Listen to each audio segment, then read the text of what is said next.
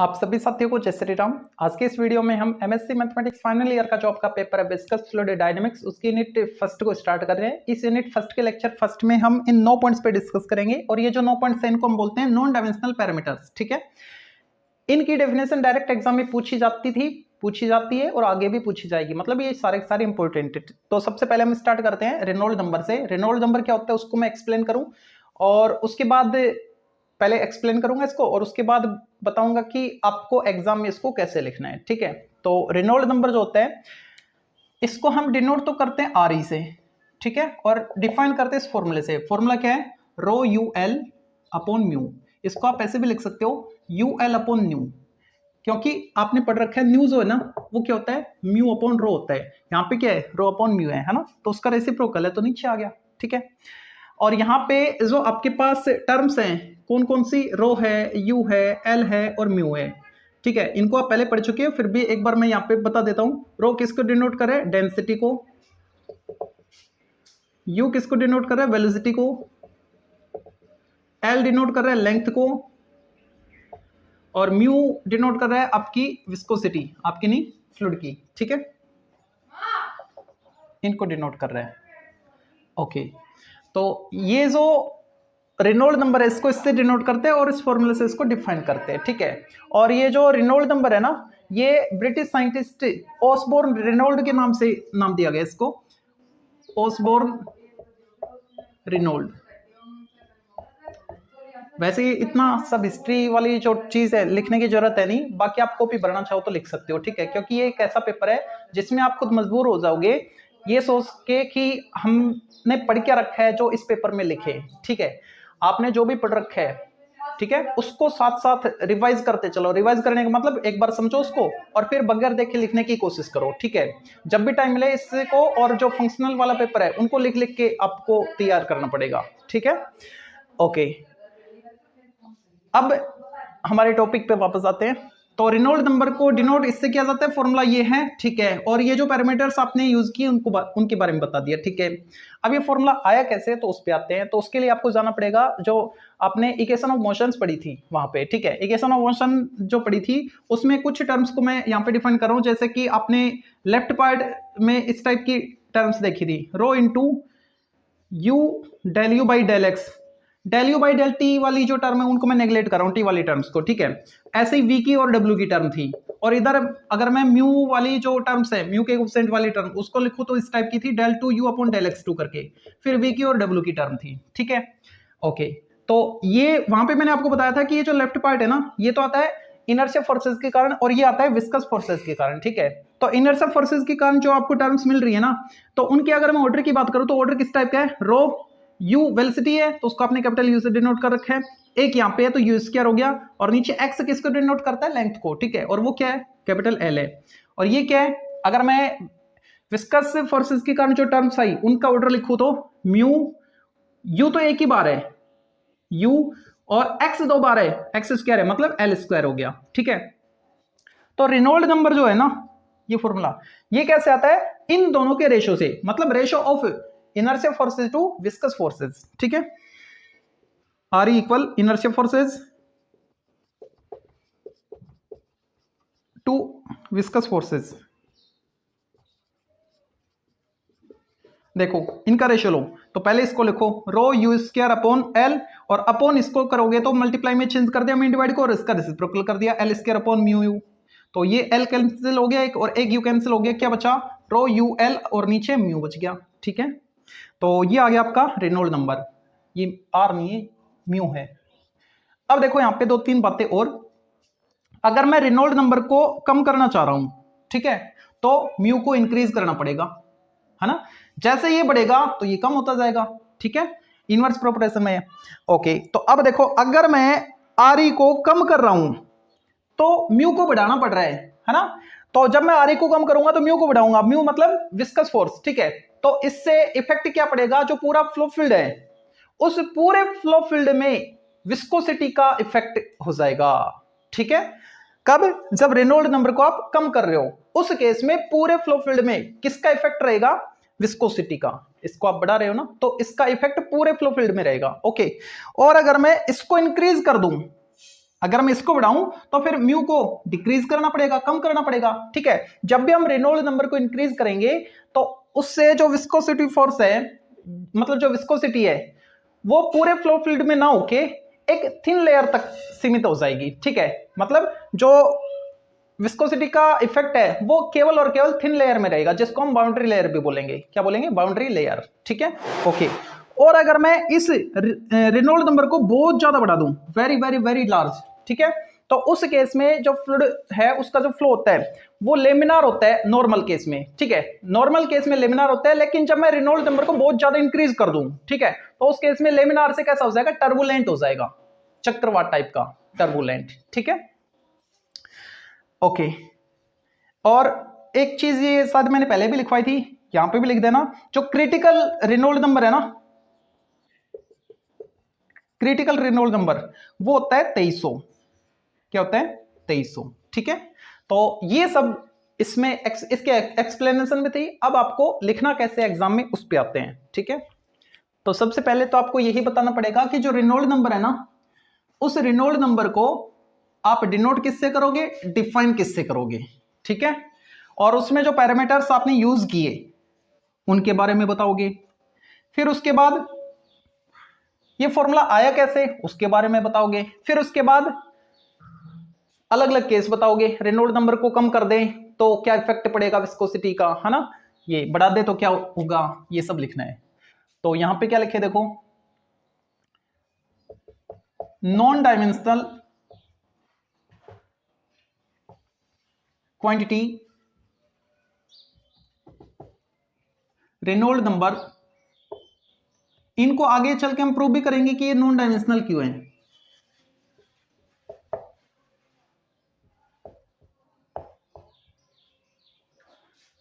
is denoted and defined as, देखो R E equal, R E से तो denote करते, डिफाइन करते रो यू एल अपॉन म्यू से। इसको आप ऐसे भी लिख सकते हो, यू एल अपॉन न्यू, ठीक है। अभी मैंने आपको बताया कैसे लिख सकते हैं इसको। हेयर, वेयर लिख लो, where rho u L and mu are some characteristic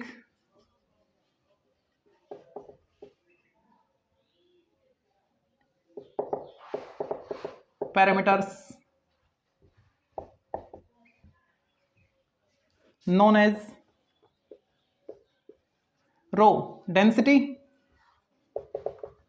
u velocity, L length and mu viscosity of fluid, okay, ठीक है। अभी तक हमने क्या लिखा है कि ये जो रेनॉल्ड नंबर है इसको डिनोट किससे करते हैं और डिफाइन कैसे करते हैं, और इसमें जो पैरामीटर्स आपने यूज किए उनके बारे में लिखा है, ठीक है, ओके। अब क्या लिखें? अब हम बताएंगे कि ये फॉर्मूला आया कैसे, है ना। तो उसके लिए लिखो, it can be easily seen from the equations of motion that inertia forces, और उसकी टर्म्स बता दो, ब्रैकेट में बता देते हैं, टर्म्स लाइक कैसे थी, rho u del u by del x, इस टाइप की थी, ठीक है। Are of order,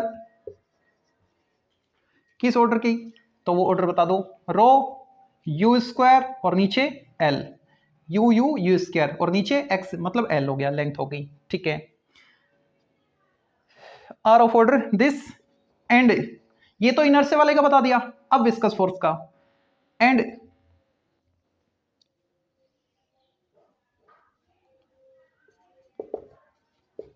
viscous forces, और उसकी टर्म्स बता दो, टर्म्स लाइक,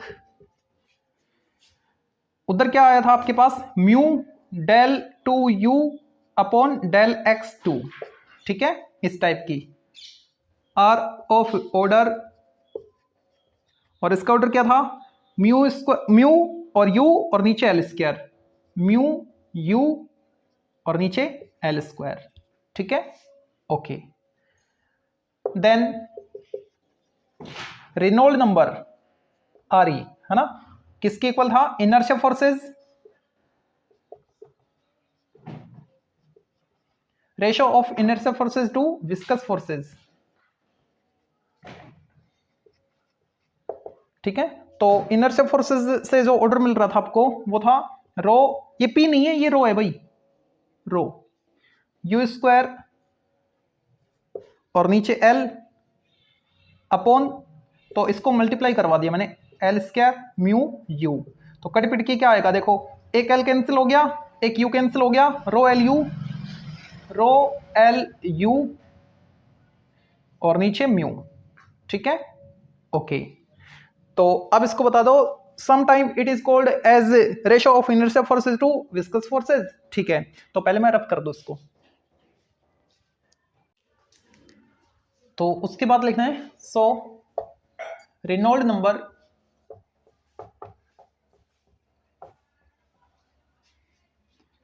is sometime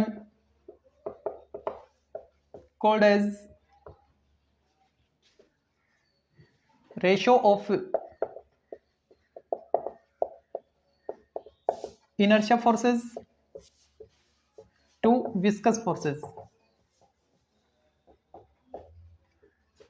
ठीक है। अभी जो आपने देखा था उसको स्टेटमेंट के रूप में लिख दिया हमने, ओके। अब वो केस आपको बताना पड़ेगा, अगर रेनॉल्ड नंबर को, अगर रेनॉल्ड नंबर को आप कम कर रहे हो तो क्या इफेक्ट पड़ेगा विस्कोसिटी का, है ना, बढ़ा रहे हो तो क्या पड़ेगा, इफ आर ई मतलब Reynold number is small then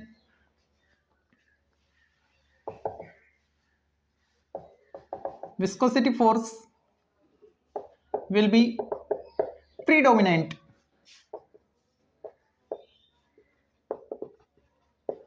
and effect of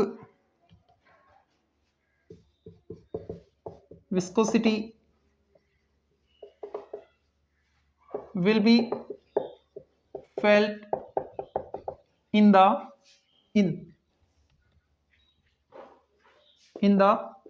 whole flow field।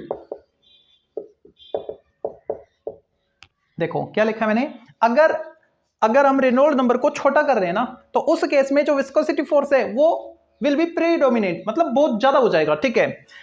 And effect of viscosity, और विस्कोसिटी का जो इफेक्ट है ना वो पूरे फ्लो फील्ड में देखने को मिलेगा, ठीक है, ओके। इफ, अब दूसरा case, Reynold number is large, अगर हम इसको बढ़ा दें, किसको, आर ई को, देन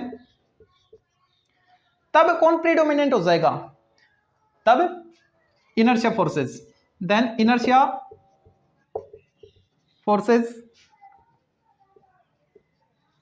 विल बी प्रीडोमिनेंट